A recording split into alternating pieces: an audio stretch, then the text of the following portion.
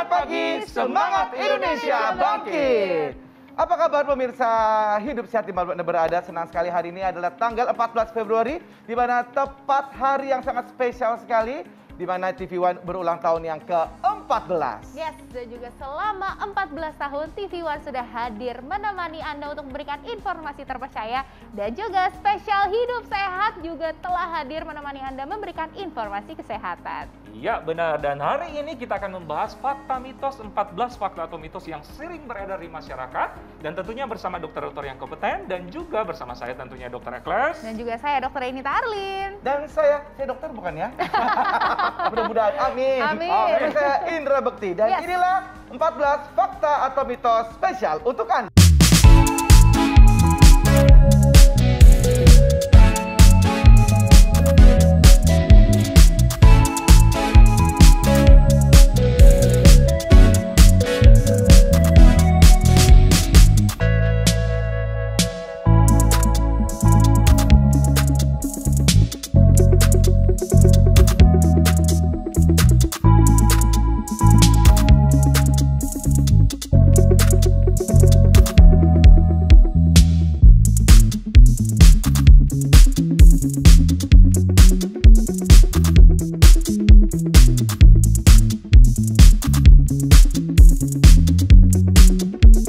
Fakta dan mitos pertama yang sering banget beredar dan lama sekali selalu ada di masyarakat ini. Ini mengenai bisul. Wow. Nah, bisul itu terjadi karena gara-gara telur, sering makan telur. Itu atau fakta atau mitos itu sebenarnya, Iya, Dok? dipikirnya tuh ya kalau misalnya kita makan telur bulat-bulat, tiba-tiba muncul bulat-bulat juga di mata kita. Telur menjadi kambing hitam. Oke, jangan khawatir, ada Dokter Sasa sama Dokter Samuel akan membahas terkait dengan hal ini. Silakan Dokter Sasa. Terima kasih teman-teman di studio. Nah, kita langsung masuk ke fakta mitos yang pertama yang tentunya banyak beredar di masyarakat ya, tentang konsumsi telur nih. Di sebelah saya sudah ada Dokter Sam. Dokter, langsung ya dok ya. Ya. Telur jika dikonsumsi itu dapat menyebabkan bisulan. Ini fakta atau mitos dok? Mitos buat orang yang sehat. Anda makan telur banyak pun tidak akan menyebabkan bisulan. Karena kulitnya semua sehat, tidak ada respon alergi atau intoleransi. Tetapi buat orang yang punya alergi dengan protein telur, bisa saja menjadi bisulan. Oke dokter, tipsnya nih dok bagi pemirsa yang ingin mengkonsumsi telur dan cara mengolahnya dokter. Jadi gini, buat yang kepengen mengkonsumsi telur, telur itu kan bahan makanan sumber protein. Harus dihitung sebenarnya berapa kebutuhan buat tubuhnya. Kebutuhan makan protein itu antara 1 sampai 2 gram per kilogram berat badan. Jadi harus dihitung, bukan hanya telur bahan makanan sumber protein. Kan ada ikan, ada ayam, ada daging. Nah, itu semua sumber protein. Harus ada hitungannya. Soal berapa jumlahnya, jangan Anda makan telur 10, 20 sehari. Jangan, itu semua dihitung juga karena kalau kelebihan dapat membebani ginjal Anda. Nah, pengolahannya bagaimana? Tergantung. Kalau pengolahannya kita pengen tubuh kita sehat, ya jangan digoreng. Keseringan makan telur goreng, ya minyaknya juga akan berlebihan. Nah, jadi itu dia. pengolahannya tergantung Anda ingin sehat tidak. Kalau Anda ingin sehat ya direbus gitu, dibuat sup telurnya ya. Cuma satu pesan saya, jangan makan telur setengah matang. Nah, itu dia. Karena kulitnya telur itu sebenarnya berpori. Pori itu bisa masuk ke kuman atau bakteri yang akan mengganggu kesehatan kita. Nah, itu tadi pemirsa penjelasan dari Dokter Sam, dan masih ada fakta atau mitos berikutnya yang tentunya paling populer di masyarakat bersama dengan Dokter Haikal. Nah pemirsa, berikutnya kita akan bahas fakta mitos yang sangat umum beredar di masyarakat, yaitu kebiasaan mandi malam bisa sebabkan penyakit rematik. Nah, langsung saja kita tanya kepada dokter langsung kita, Dr. Wismandari Wisnu, dokter penyakit velok. Halo dok, apa kabar? Halo, Dr. Haika. Baik. Gimana Dr. Haika? Baik? Baik dok, sehat. Dok, ini kita membahas tentang fakta mitos yang cukup umum beredar di masyarakat. Katanya, kebiasaan mandi malam bisa menyebabkan penyakit rematik. Fakta atau mitos, dok? Jawabannya mitos ya. Ini tapi memang bagus banget dibahas karena banyak sekali yang bertanya tentang hal yang sama ya gitu. Kenapa mitos? Karena sebenarnya penyakit rematik ini itu bukan disebabkan karena malam harinya. Bukan karena mandi malamnya, tetapi lebih karena suhunya, Dr. Haikal. Jadi suhu dingin itu yang bisa menyebabkan seseorang kemungkinan penyakit rematiknya kambuh ya. Karena kalau mandi malam tanpa air hangat kan jadinya suhunya yang kena ke badannya dingin. Nah itu bisa menyebabkan keluhan rematiknya menjadi kambuh. Jadi kalau memang pengen banget atau harus banget mandi di malam hari, salah satu penyelesaiannya adalah memang dengan menggunakan mandinya dengan air hangat gitu. Tapi lagi-lagi hati-hati, walaupun mandinya dengan air hangat, kemudian suhunya udara pada malam hari kan memang dingin ya. Nah itu nanti habis mandi juga hati-hati memang bisa muncul juga gitu. Jadi intinya jangan sampai kita terpapar dengan suhu dingin tersebut gitu. Kalau gitu apa dok yang menyebabkan terjadinya penyakit rematik? Baik, kalau penyakit rematik secara umum itu penyebabnya ada banyak. Salah satunya yang paling sering itu adalah karena autoimun. Nah, autoimun ini memang sesuatu yang tidak bisa disembuhkan ya, Dr. Haikal. Jadi memang kalau sudah terkena penyakit rematik yang dikarenakan autoimun, itu kita harus tahu cara pengelolaannya. Salah satunya tadi, jangan mandi dengan air dingin, apalagi di malam hari. Itu salah satu pencegahannya gitu. Jadi dapat disimpulkan bahwa kebiasaan mandi malam tidak akan menyebabkan penyakit rematik, tapi mandi malam akan memperparah gejala penyakit rematik yang sudah diderita, dok ya? Betul sekali Dr. Haikal. Baik dok, terima kasih untuk penjelasannya. Nah pemirsa, kita simak fakta mitos berikutnya. Hai pemirsa TV One, saya sekarang bersama dengan Dr. Ida, spesialis gizi klinik konsultan. Hai Dr. Ida. Hai. Dok, kita mau membahas mengenai fakta atau mitos terkait dengan micin. Katanya sekarang dibilang generasi micin nih katanya. Bener nggak sih MSG bikin anak itu jadi telat mikir atau lebih lambat berpikirnya? Ini adalah mitos. Kenapa mitos? Karena micin itu kaya akan sodium glutamat. Jadi di dalamnya ada unsur yang namanya sodium atau garam dan juga glutamat sebagai asam amino. Dan kita tahu bahwa penggunaan micin digunakan sebagai bumbu dapur untuk menguatkan rasa. Oleh karena itu, penggunaan micin jangan digunakan secara berlebihan. Intinya ada di kata secukupnya.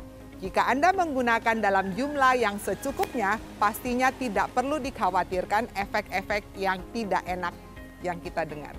Oke, jadi mitos ya, micin atau MSG secukupnya masih aman, tidak menyebabkan anak jadi tell me atau lambat mikirnya.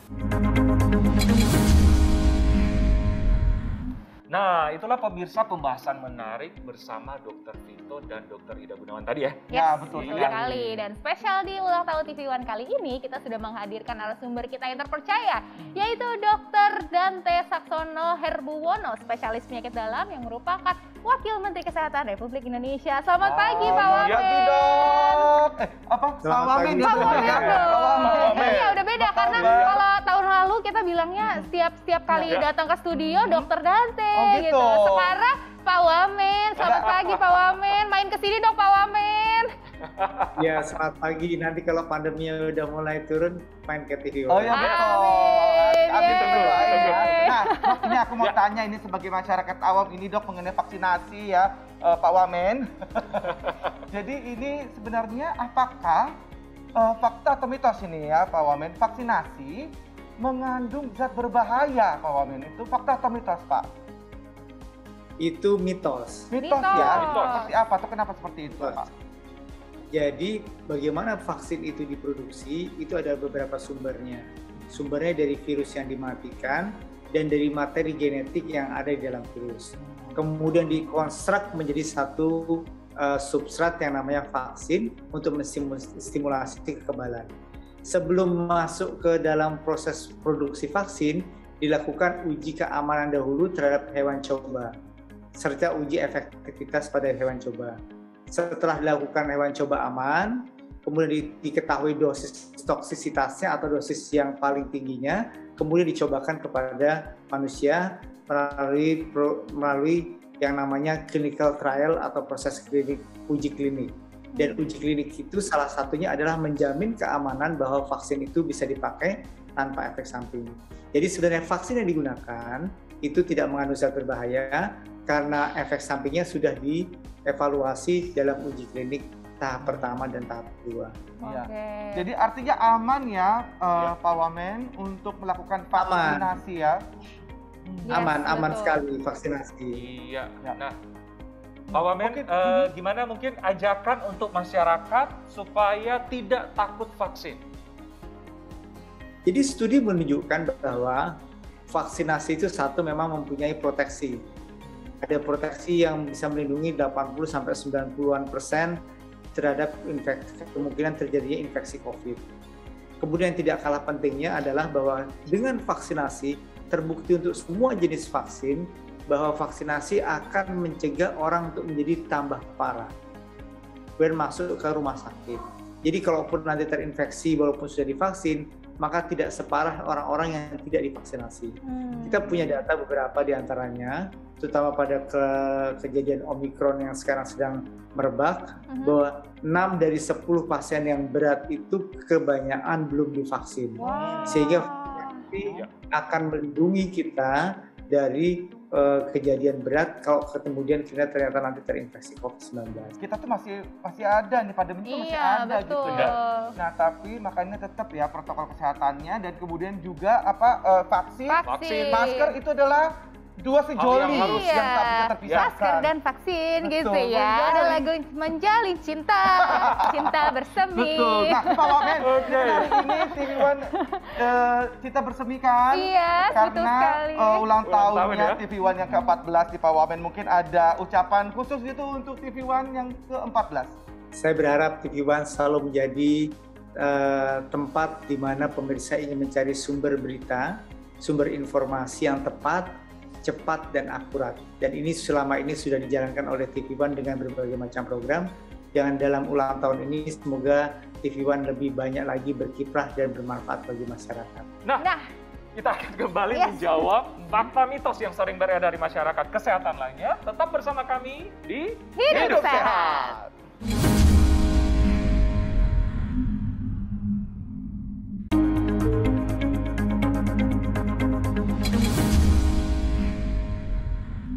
Ketemu lagi pemirsa di Hidup Sehat. Nah, tadi kita sudah menyaksikan ya beberapa informasi kesehatan yang sudah disampaikan oleh ada Dokter Haikal, ada Dokter Tito, dan juga ada Dokter Sasa. Nah, sekarang selanjutnya nih, aku mau tanya ke Dokter Eklas, pengen menguji keilmuannya nih ya. Duit jawab ya. Duit. Ada tenang aja. Kan gue ntar di endorse kan nanti kan. Kalau cepat mah. Jadi fakta dan atau mitosnya nih ya. Ya, siap. Ya, deodoran itu picu kanker payudara. Fakta atau mitos? Jawab. Wow. Itu mitos. Kenapa tuh bisa mitos? Mitos karena memang beberapa juga penelitian memang tidak ada hubungan secara resmi bahwa antara deodoran menyebabkan kanker.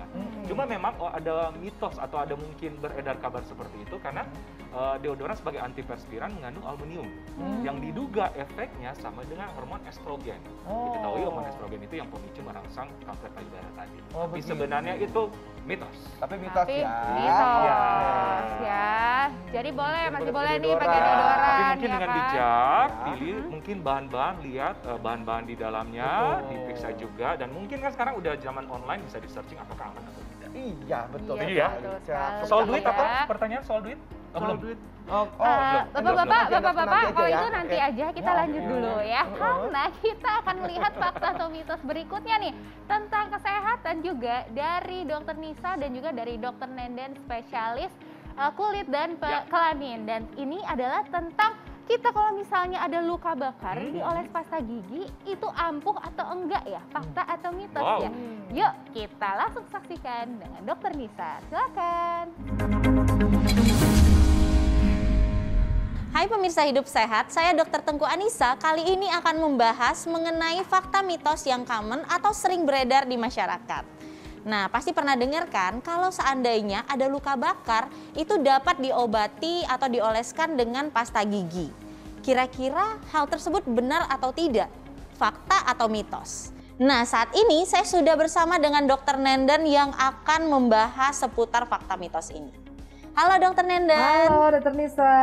Dr. Nenden, masih banyak nih masyarakat yang bertanya-tanya, apakah mungkin luka bakar boleh dioleskan dengan pasta gigi? Ini fakta atau mitos? Ini adalah mitos. Mitos ternyata pemirsa. Bagaimana itu, Dok?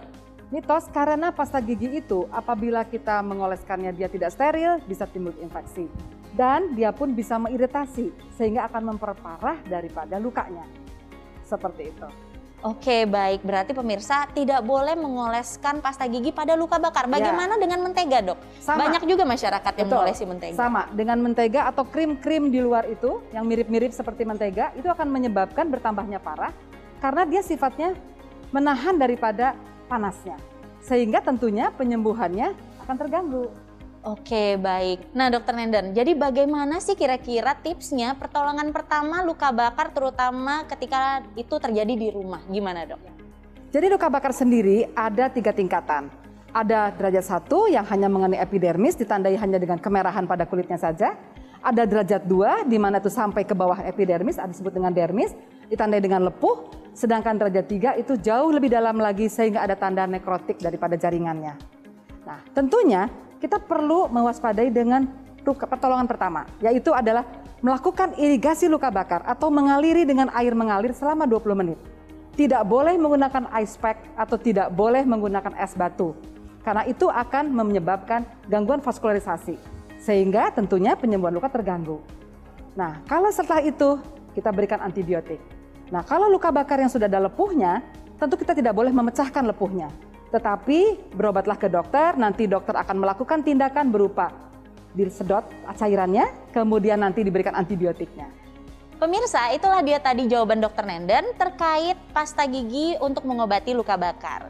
Jangan lupa saksikan fakta mitos selanjutnya tetap di Hidup Sehat. Iya, itu tadi ya. Jadi kalau misalnya memang lagi ada luka bakar, jangan dikasih odol. Kalau odol itu mah di gigi aja. Iya, benar. Ya kan? Setuju. Nah, aku mau tanya nih, kalau wortel nih ya, katanya itu bisa mempertajam penglihatan. Itu fakta atau mitos nih? Siapa mau jawab? Siapa mau jawab? Aku yang jawab. Siapa ya? Ya, Siapa aku ya? sih udah tahu banget. Gitu? Tapi untuk lebih jelasnya ada Dr. Haikal. Yuk, Dr. Haikal. Oke, jadi kalian nggak bisa jawab ya? Bisa. Dr. Haikal aja. Bisa, Dr. Haikal. Oke. Nah pemirsa, ketika kita masih kecil, ibu kita sering mengatakan harus makan wortel untuk kesehatan mata yang baik. Nah, kita akan tanya kepada Dr. Sindiawati, Dr. Gizi Klinik, Dok, fakta atau mitos kalau rutin mengkonsumsi wortel dapat membantu mempertajam penglihatan? Ya, itu fakta. Karena kenapa? Di wortel itu mengandung yang namanya beta karoten. Di mana beta karoten itu dalam tubuh kita dapat dirubah menjadi vitamin A. Nah, vitamin A itu memang dibutuhkan oleh mata kita untuk menjaga kesehatan mata kita. Jadi, itu masuk fakta. Nah, berapa banyak dok kita mengkonsumsi wortel untuk mendapatkan manfaat tadi? Jadi sebenarnya tidak hanya wortel yang kita butuhkan, kita tetap butuh sumber protein, sumber lemak bagus untuk memaksimalkan kesehatan mata tersebut. Tapi memang tidak bisa dikatakan berapa banyaknya. Yang penting kita mengkonsumsi makanan yang bergizi lengkap dan seimbang, bervariasi, sehingga semua kebutuhan untuk kesehatan mata dapat dipenuhi dari semua makanan tersebut. Oke, baik dok, terima kasih penjelasannya. Nah pemirsa, kita akan simak fakta mitos berikutnya. Ya pemirsa, kali ini saya sudah bersama dengan Dr. Ibrahim Agung, spesialis sehat medik. Dan dokter, kita akan membahas fakta mitos selanjutnya nih dok, terkait tentang persendian ya dok ya. Wah. Nah banyak fakta mitos yang beredar di masyarakat, katanya membunyikan sendi itu dapat menyebabkan artritis atau radang sendi. Fakta atau mitos? Keretak-keretak maksudnya ya? Keretak-keretak, betul. Ya. Itu adalah fakta. Fakta. Betul. Itu kan kesannya kayak enak ya dok. Kalau misalnya kita lagi pegel-pegel, biasanya buat jadi relief, jadi lebih tenang, jadi lebih gak pegel tuh biasanya keretak-keretak dokter. Betul. Biasa orang suka keretak-keretak, sakit sedikit dikeretak-keretak. Nah, ini sebenarnya bukan hanya masalah sendi, namun juga masalah tendon namanya atau urat atau ada namanya ligamen juga, yang semua itu bisa menjadi penyebab kekakuan sendi. Jadi kalau ditanya boleh atau tidak, itu boleh. Namun kalau sudah menjadi kebiasaan, itu yang nanti bisa berbahaya. Ya, kalau misalnya kita lagi pegel, sesekali begini memang boleh. Ditambah dengan kita peregangan dari otot-ototnya. Namun kalau nggak ada apa-apa, kita keretek-keretek ya, leher kita keretek-keretek rasanya, badan kita keretek-keretekin, dan itu berulang, kita bisa bayangkan tulang sama tulang ini bergesekan. Nah, inilah yang nanti akan menimbulkan satu proses peradangan dan juga degenerasi atau penuaan dari sendinya. Ciri-cirinya apa dok? Ciri-ciri kalau sendi kita sudah mengalami peradangan. Baik, kita harus lihat dari beberapa tanda-tanda. Pertama, tanda peradangan adalah kemerahan. Jadi di sendinya kita akan dapatkan kemerahan. Kedua, kalau kita raba ada rasa nyeri. Ketiga, kita raba ada rasa hangat. Nah, keempat bisa ada pembengkakan. Yang terakhir, digerakkan akan mengalami kesulitan. Kaku jadinya dok ya. Kaku, betul sekali. Nah, jadi pemirsa hati-hati yang suka keretek-keretek tapi berkelanjutan nih sudah jadi kebiasaan, harus waspada jangan sampai sendi Anda malah jadi sakit atau radang ya dok ya. Betul Lalu sekali. selanjutnya bagaimana kalau orang yang sudah terlanjur dok? Itu kan enaknya dok kalau lagi pegel, biar nggak pegel tuh keretek-keretek. Solusinya gimana? Baik, jadi ketika sudah mengalami kebiasaan sebenarnya, kita bisa lakukan cara lain. Latihan untuk mengurangi kekakuan dan juga ketegangan dari otot-otot sekitar sendinya. Jadi peregangan itu sangat baik. Contohnya, orang banyak melakukan keretak juga di leher ya. Padahal paling penting untuk di leher yang sering menyebabkan pegel itu ototnya. Maka kita bisa lakukan latihan peregangan atau stretching pada ototnya. Contohnya, misalnya kita bisa sambil duduk, posisi yang rileks, kita bisa lakukan stretching seperti menunduk, ya, kemudian mendongak, ya, kemudian muter ke kanan, kemudian putar ke kiri, dan terakhir adalah patah kanan serta patah kiri. Nah, ini adalah untuk melakukan peregangan pada ototnya. Itu jauh lebih aman dibandingkan kita melakukan keretak-keretak pada sendi-sendi kita. Oke, jadi dengan peregangan juga sebetulnya itu sudah cukup ya dan tentunya Betul aman sekali. dokter. Betul. Jadi pertama kita pertimbangkan aman dulu, baru yang kedua nyamannya. Betul. Oke, itu tadi pemirsa penjelasan tentang persendian oleh Dr. Ibrahim Agung. Terima kasih banyak dokter penjelasannya. Sama-sama, Dok. Nah, selanjutnya pemirsa saksikan fakta mitos selanjutnya.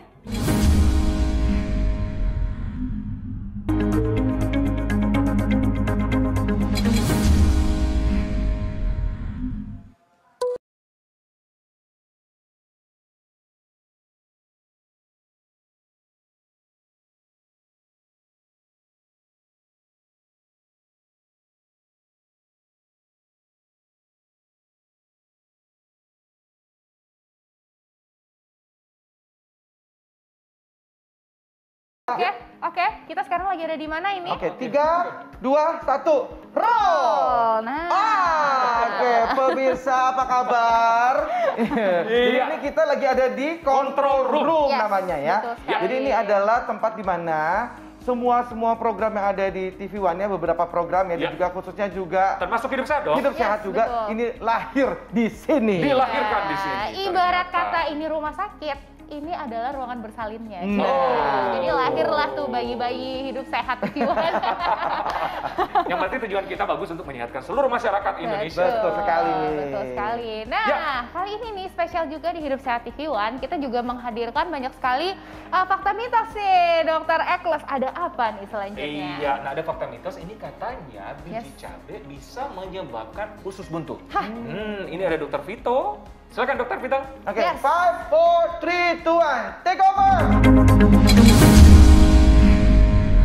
Pemirsa Hidup Sehat TV One, sekarang kita bersama dengan Prof. Ari Fargal Syam. Nah, Prof. Ari, ini fakta atau mitos yang sering beredar di masyarakat ya. Apakah biji cabai menyebabkan usus buntu? Mitos ya, jadi sebenarnya apa yang disebutkan dengan usus buntu atau appendicitis akut itu adalah suatu peradangan. Kita tahu memang ada daerah yang kita bilang appendix itu ya, bagian daripada usus besar kita ya, dekat dengan usus halus itu memang suatu lokasi yang mudah terjadi peradangan. Nah, ketika terjadi peradangan, ini biasanya ada bakteri di situ, pasien itu akan merasa nyeri perut kanan bawah, ya kan, bisa juga meriang, dan kalau kita periksa itu sel darah putihnya meningkat. Dan ini tidak berhubungan dengan kita mengkonsumsi cabai kemudian bijinya nyangkut di situ gitu. Karena sejatinya itu adalah suatu proses peradangan yang terjadi. Apa penyebab peradangan tersebut? Ya macam-macam. Ya mungkin daya tahan tubuhnya kurang baik waktu itu sehingga akhirnya dia terjadi peradangan misalnya, mungkin makannya juga terkontaminasi ya dengan yang tidak sehat, akhirnya dia terinfeksi. Jadi mitos ya kalau menyebutkan biji cabai itu bisa menyebabkan usus buntu. Nah, itu dia. Kita masih bisa makan cabai kalau gitu ya.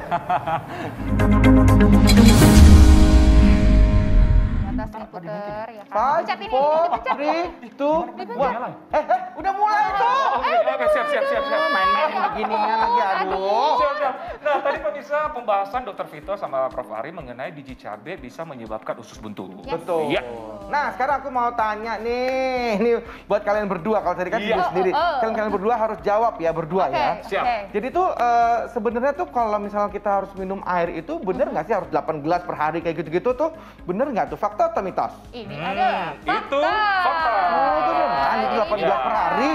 Benar. Karena untuk manusia normal memang kita membutuhkan cairan kurang lebih 8 gelas per hari supaya tidak dehidrasi ya, Dokter Ari. Yes, betul sekali. Dan ternyata secara penelitian 8 gelas per hari itu pun ternyata sudah cukup nih untuk metabolisme tubuh kita, memenuhi kebutuhan metabolisme tubuh kita. Semua organ-organ tubuh kita bisa running nih kayak alat-alat yang ada di sini semuanya bisa running juga. Gitu ya. Betul. Nah, tapi ada special Kurang case lebihnya. nih, special case ya. Apa Jadi tuh? kalau misalnya kita lagi olahraga Jadi Dr. membutuhkan Eko. kadar cairan yang lebih tentunya. Yes, betul. Atau Atau kita misalnya lagi buang airnya terlalu banyak gitu, misalnya lagi diare, lagi sakit gitu ya. bisa membutuhkan asupan cairan yang lebih Kebutuhannya tentunya. pasti lebih daripada 8 Oh, liter gitu. Jadi tergantung dengan kebutuhan kita Betul, juga ya. dan juga kebutuhan sama penyakit ya. Kalau misalnya penyakit kita tertentu, punya penyakit ya. tertentu, misalnya ada penyakit jantung Ginjal. atau penyakit ginjal, itu harus dikonsultasikan dulu ke dokter. Iya, kebutuhan ya. cairannya harus terkontrol. Yes, karena kebutuhan cairannya pasti berbeda. Pinter dokter aku dia Luar biasa. Nanti gantian ya kita yang tanya kamu ya. Ya oke, baik, tenang. Oke nih, selanjutnya masih ada nih fakta atau mitos Ya. yang seru-seru. Ya. Kali ini kalau misalnya cewek-cewek, biasanya itu suka dikasih tahu kalau misalnya lagi haid, jangan minum yang dingin, nanti takutnya tumbuh kista. Oh ya? Itu fakta atau mitos? Langsung nih akan dijawab bersama dengan Dr. Nisa dan juga Dr. Budi Wiweko, spesialis obstetrik. Silakan. 5, 4, 3, Langsung 2, ya? 1. Ya, masuk. Roll. Naik semua, naik semua. Itu ya? Hati-hati, Layar jangan itu ya? pencet-pencet. Yang sebelah sana Oke, ya? oke, Ya, oke, ya, itu. Pemirsa Hidup Sehat, saat ini saya sudah bersama dengan Profesor Budi Wiweko. Beliau adalah spesialis obgyn. Halo Prof. Selamat siang. Nah, kita masih membahas mengenai seputar fakta mitos, Prof, yang cukup beredar di masyarakat. Katanya nih ya, salah satunya adalah jika rajin mengkonsumsi minuman dingin dapat menyebabkan timbulnya kista. Nah, ini fakta atau mitos, Prof? Mitos. Mitos, bagaimana Prof? Ya, jadi tidak benar bahwa minum atau sering minum air dingin itu bisa menyebabkan kista. Ya, karena kista yang paling banyak diderita oleh perempuan usia muda adalah kista coklat atau kista endometriosis. Keluhannya biasanya adalah nyeri saat haid. Ya macam-macam ya, ada perempuan yang kalau menstruasi dia karena saking nyerinya harus cuti, harus pergi ke IGD, tidak bisa masuk sekolah. Ya. Pertanyaannya adalah kenapa kista itu terjadi? Secara umum, kista itu terjadi karena adanya faktor genetik. Jadi ada perempuan yang berbakat untuk menderita kista. Ya, kista itu terjadi akibat kesalahan sistem imun di dalam rongga perut seorang perempuan. Harusnya darah menstruasi yang sebagian kecil akan masuk ke rongga perut itu dibersihkan oleh cleaning service. Kalau cleaning service-nya bermasalah, darah itu tidak bisa dibersihkan, terjadilah kista, terutama kista coklat atau kista endometriosis. Begitu Anissa terjadinya kista. Baik, Prof. Viko. Penjelasannya sangat jelas sekali, Prof. Nah, mungkin ini masyarakat juga bertanya-tanya, terutama kaum perempuan, karena kista ini adalah sesuatu momok yang cukup menakutkan ya, Prof. Betul. Bagaimana caranya supaya kita bisa menghindari terjadinya kista? Apa nih tipsnya, Prof? Ya, saya kira berangkat dari data yang ada bahwa kista coklat atau kista endometriosis itu bisa terjadi karena faktor genetik. Ya, defeknya, cacatnya bisa di cleaning service-nya yang bermasalah ataupun sel dinding rahimnya yang bermasalah. Sel dinding rahimnya tidak bisa dibersihkan. Mengapa itu terjadi? Antara lain ada faktor pencemaran, ya, polusi. Kata zatnya disebut sebagai endocrine disrupting chemical yang disebut sebagai dioksin. Ya, dioksin itu hasil pembakaran dari kendaraan bermotor. Buktinya kita bisa lihat bahwa perempuan yang tinggal di perkotaan, prevalensi jumlah kista jauh lebih banyak dibandingkan dengan perempuan yang hidup di pedesaan atau pegunungan yang polusinya sangat-sangat rendah. Ini salah satu contoh. Oleh karena itu, hidup sehat penting. Yang kedua, tentu gaya hidup sehat adalah mengkonsumsi makanan-makanan yang mengandung antioksidan tinggi dan vitamin D yang tinggi. Vitamin D sangat penting untuk mencegah terjadinya kista. Berarti Prof, penanganannya salah satunya pencegahannya ketika kita terpaksa hidup di kota besar yang mungkin sangat terpapar polusi ya Prof, sangat berkaitan dengan polusi. Mungkin ketika menggunakan kendaraan bermotor terutama roda 2, kita jangan lupa untuk tetap menggunakan masker ya Prof. Ya, salah satu seperti itu. Ya, terima kasih Prof atas informasinya yang sangat bermanfaat untuk kita semua. Nah, pemirsa, masih ada fakta mitos menarik lainnya setelah yang satu ini.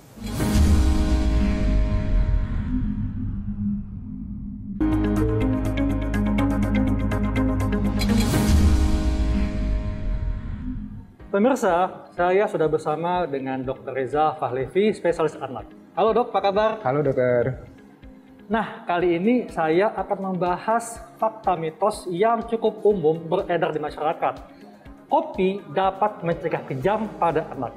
Nah, ini fakta atau mitos dok? Oke, jawabannya adalah mitos dok. Beberapa penelitian telah membuktikan bahwa kopi itu tidak terbukti dapat mencegah kejang pada anak maupun bayi.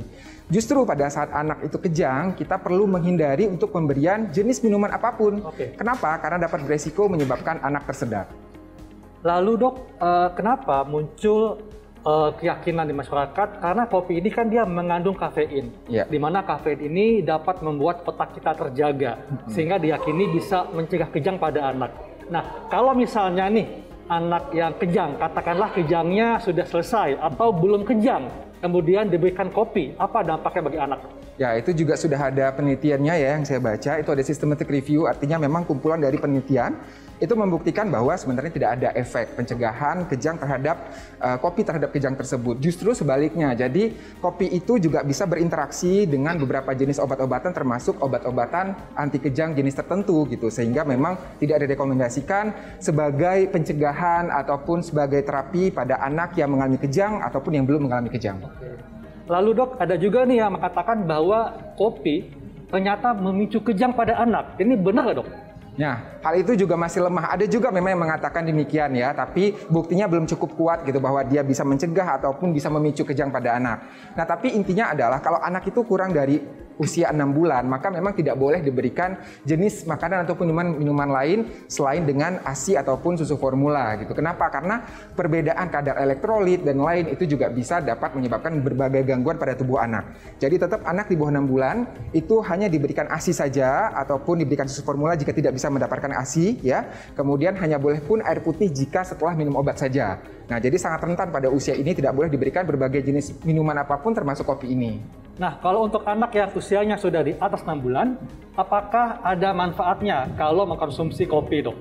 Ya, jadi kalau untuk anak usia 6 bulan ke atas ya, manfaat kopi juga tidak terbukti. Jadi artinya memang kopi ini ya, apalagi di dalamnya ada gula dan lain susu, ini juga bisa meningkatkan risiko obesitas pada anak. Kemudian bisa juga mengganggu tidur pada anak gitu. Jadi perlu diwaspadai juga, artinya sebaiknya dihindari jika memang bisa dihindari. Kalau gitu kapan dok? Sebaiknya anak-anak usia berapa sudah boleh mengkonsumsi kopi? Ya baik, biasanya pada usia 5 tahun ke atas itu baru boleh mengkonsumsi kopi, tapi itu pun tidak terlalu banyak jumlahnya ya. Iya. Jadi mitos pemirsa ya bahwa minum kopi tidak akan mencegah kejang pada anak. Baik dok, terima kasih penjelasannya. Sama-sama dok. Nah pemirsa, kita akan simak fakta mitos berikutnya. Iya, tadi pemirsa kita udah melihat fakta mitos yang menjawab mengenai kopi cegah kejang pada anak. Bersama tadi Dr. Haikal sama Dr. Reza spesialis anak. Betul. Nah, sekarang kan kalau tadi udah Dr. Eklas saya uji dan oke banget tuh ya. Sekarang gimana? Bagaimana dengan Dr. Arlin ini sahabat aku ini ya? Kita uji juga keilmuannya nih seperti apa ya. Oke, ujinya bukan catwalk ya. Bukan lagi apa namanya? Putri ya. Kita bukan ya. Dr. Arlin, tolong ini fakta atau mitos? Ya, lagi kuis ya. Cacingan itu hanya dialami oleh anak-anak. Fakta atau mitos? Ini adalah mitos ya. Iya, jadi memang kecacingan itu banyak ya, banyak terjadi pada anak-anak. Makanya kalau misalnya saat SD gitu ya, SMP itu kadang-kadang tuh suka ada tuh dokter gitu datang ke sekolah, terus kita kasih tahu edukasi tentang higienitas dan juga sanitasi. Aku pernah dulu waktu masih kecil. Ya kan? Kermian dulu. Tuh kan, kermian gitu ya. Dan itu kan anak-anak kecil ya, itu memang sering. Tapi kalau misalnya orang dewasa, bisa atau enggak sih? Ya bisa. Coba lihat di sini contohnya. Enggak ya. Tenang ya. Memang kalau misalnya cacingan pada orang dewasa ya bisa juga gitu. Jadi sebenarnya cacingan itu adalah di saat kita itu terinfeksi. Ya, terinfeksi dari yang namanya sih telur-telur cacing yang kadang-kadang tuh tidak terlihat dengan mata kita. Nah, si telur-telur cacing itu bisa ada di mana aja sih? Ada di tanah gitu misalnya. Atau misalnya kita lupa cuci tangan nih sebelum makan ya kan. Kita nggak tahu nih ternyata ada telur-telur cacing yang tidak kasat mata. Ternyata kita makan dan melewati si barrier dari pencernaan kita. Masuklah, lahirlah itu telur-telur di dalam usus kita dan kemudian ada muncullah gejala-gejala yang disebabkan oleh cacing yang udah mulai dewasa. Oh, jadi itu ya semua orang bisa berpotensi tercacingan ya. Betul, jadi nggak cuma anak-anak. Cuci tangan, betul, sebelum makan seperti itu. Yes, betul. Berdoa dulu ya. Doa dulu, cuci tangan, harus benar-benar bersih gitu ya. Higienitas dan juga sanitasi. Kadang-kadang tuh anak-anak tertular karena orang dewasa yang nggak cuci tangan habis itu kasih makan. Itu juga bahaya. Gitu ya. Oke, selanjutnya saya mau tanya nih tentang olahraga. Kan Dokter Eko kan sering banget olahraga kan tiap pagi katanya. Nah, aku juga sering kok. Kamu juga sering kelihatan sih ya. Aku jarang ya kalau gitu ya.